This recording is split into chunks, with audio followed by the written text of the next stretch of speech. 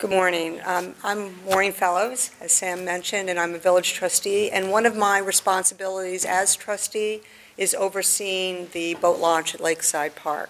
So I'm going to give you an idea of the statistics that we collect over the course of the summer that I hope will give you a picture of the activity at the launch this season. There we go. So the launch is open from the end of April through mid-October each year, and a lot of people really need to be thanked for having it run so smoothly. We have the boat stewards, Patty, Mike, Bill, and Tom, and they have been at their post for a number of years now, and they are tremendous advocates for the lake and ambassadors for the village and town. Of course, the clerk's office with Kathy and Sue, and they deal with the public in issuing the permits to allow people to actually get on the lake. Public Works with Bill Carr's folks, the village police, the town, KVAC, Madison County, and of course the Yacht Club. We partner with them as well. So I'm going to give you a little bit of a deep dive now into some of the activity through the statistics. We had 1,677 inspections this year, and that was only 3 fewer than last year. And what you'll see throughout this presentation is that the data from year to year is really very similar. It doesn't change dramatically. So all boaters are required to register their boats to use the launch.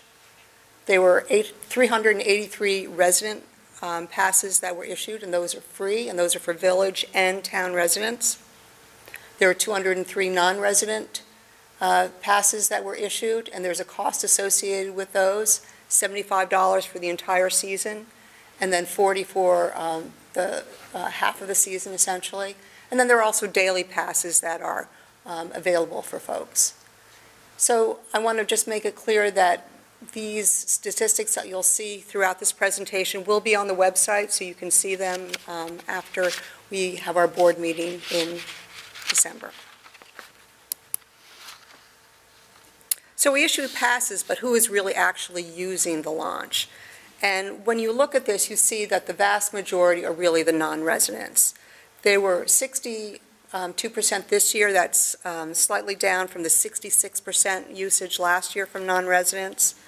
And then our town residents usage increased this season from 28 to 32. That was up a little bit.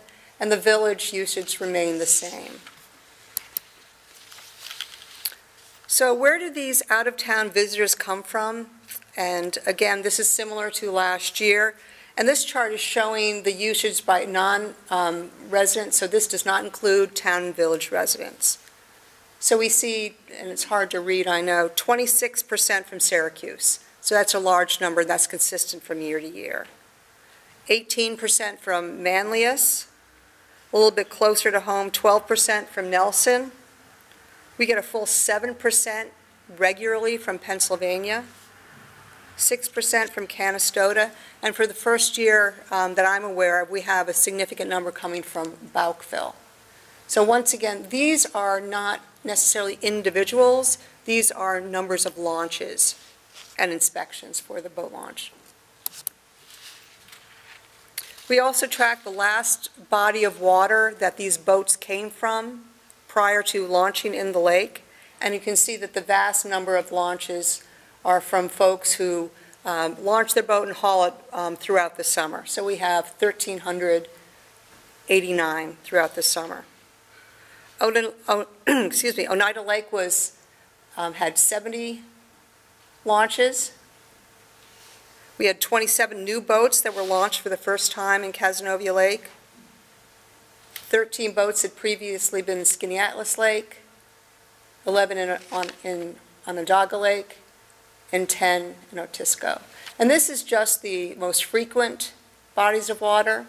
In total, there were over 53 different bodies of water recorded where boats had previously been in other bodies of water coming to Cass Lake.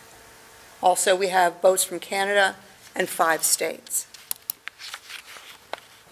Now, this really shouldn't be a surprise at all. You can see that launches Monday through Thursday range between 7 and 11%. That doubles for Friday and Saturday. And then Sunday, this year, as it has been in previous years, it's just a little bit larger than Friday and Saturday, and is the most popular day for people to use the boat launch. We also track the inspections by month. And this pattern, as you can see from the bar chart, is similar from year to year. There are some variations. Usually that has to do with weather, as you might expect. What you can see here is that the most number of launches occurred in June. There are almost 500 this year. But once again, the pattern is similar from year to year. And the number of inspections from last year and this year were almost identical, so that you can see the variation is really very small. You can also see there were more launches, a little bit more launches in September and October, because we had warmer weather this fall than the past couple of years.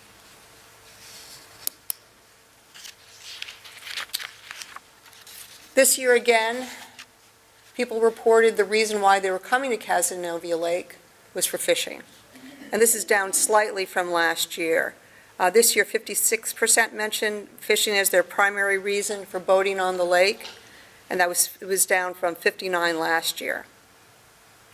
More people were reporting to use the boat for recreation this year, 40%, but only slightly up from 37% last year.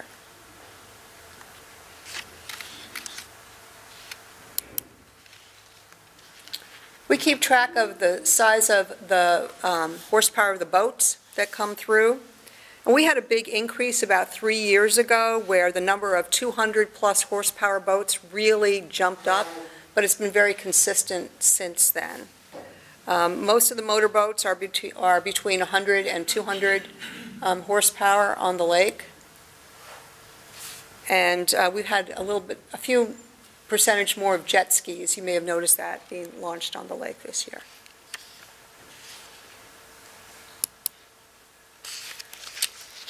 The Cazenovia Police Department helps keep the lake safe for our residents and visitors.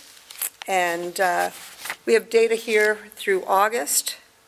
And you can see that 60 hours of manned patrols occurred. They assisted also with the Caz Triathlon.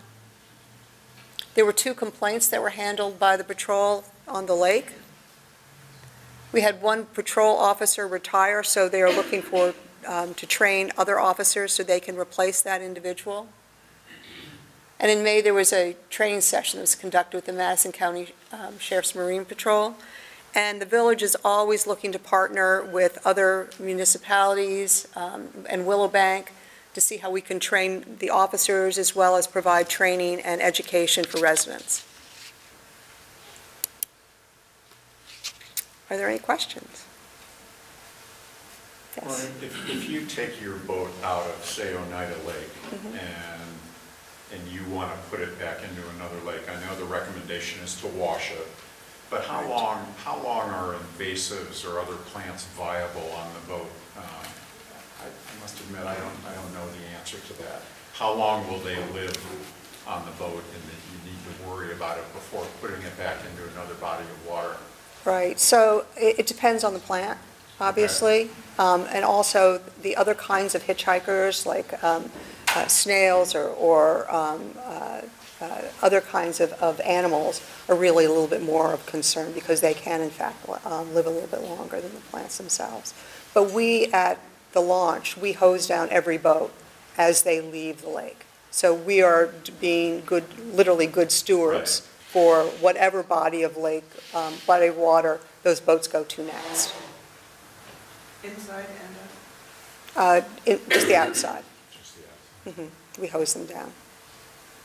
And it doesn't count the kayaks, though. This does not. All the kayaks that come in and out from other areas. That's So right. I've always been taught that you should wait at least 3 days. Okay. So when I go to another lake, I take a different kayak just in case, instead of trying not to take stuff from our lake to another lake. But those don't get washed or anything, so things are getting transported a lot by kayaks. So that's And it's increasing every year. There's more and more people kayaking on the Absolutely, and I see that there is real opportunity for education with regard to that very thing, because, It'd be nice to have a sign that says something like that.